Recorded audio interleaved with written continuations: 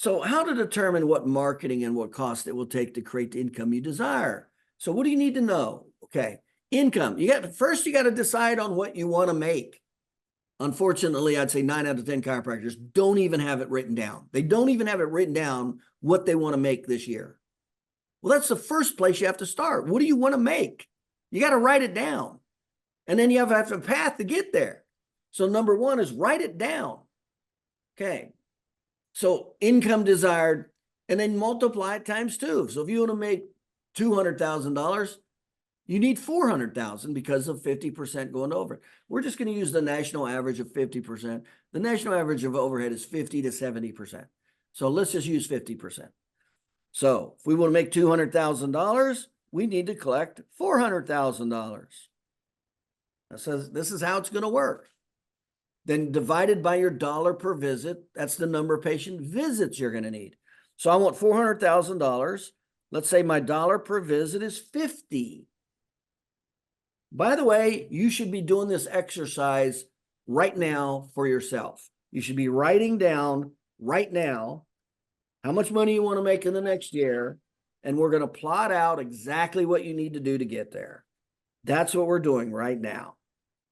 Write out, take out a piece of pen and paper and write this out. Write down what you want. So let's say 400,000, $50 per visit. And there's so many doctors that don't even know their dollar per visit. They don't even target the amount of money they want. They don't know their dollar per visit, and they wonder why they're not doing well. Well, if they're not doing that, there's a whole hell of a lot of other stuff they're not doing to be successful. So you got to figure out what you want.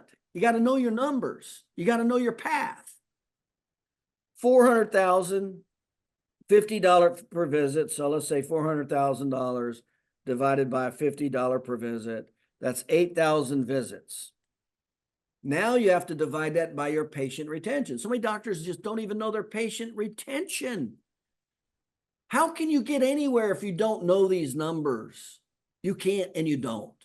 And this is why typically chiropractors don't. They're struggling. They're going in circles. So 8,000 visits. If I want to make $200,000, I got to collect 200. My dollar per visit is 50. My patient retention, I'm going to put my patient retention in at say 25. Okay. You got to know this is why you have to be good at patient retention. If your patient retention is 1, you need 8,000 new patients that year. This is why patient retention is always the number one statistic, the number one knowledge and skill base you have to have. I mean, in this case alone, I'm using, let's use the number that, with the doctor that I just referred to. Let's use my number of 28, and let's use his patient retention of 12. He's got a patient retention of 12 because he doesn't know what he's doing. He never learned. So how many new patients am I going to need at 8,000? So I'm going to divide that by 28, divide that by 28. So I'm going to need 285 patients that year. So how many is he going to need? 8,000 divided by 12. He's going to need 6,666. 8,000 divided by 12. I'm sorry, 660. I thought that number was a little big. 666. So because my patient retention is so much better, I only need to get 285 patients for the year. He's got to get 3 times as much, almost 666. All because he's deficient in one skill level. He has to work. He's got to spend that much more time and money to get that much more patients to make the same amount of money. Okay. Then we go 285. We go, okay, how many a month? You can divide that into a month. You go 285, 285. We divided that into a month. I'm going to need 23 new patients a month. Or I always like you to break it into the weeks. 285 divided by 52 is 5.4. I only need 5.4 new patients a week to make $200,000 a year. Because of and the dollar per visit, I used 50. That's pretty much the national average. all because my patient retention was way better than the other doctors.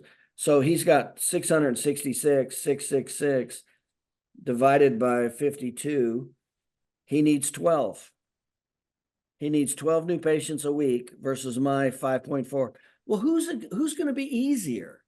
How much less money, time, and effort am I going to have to spend versus him right now?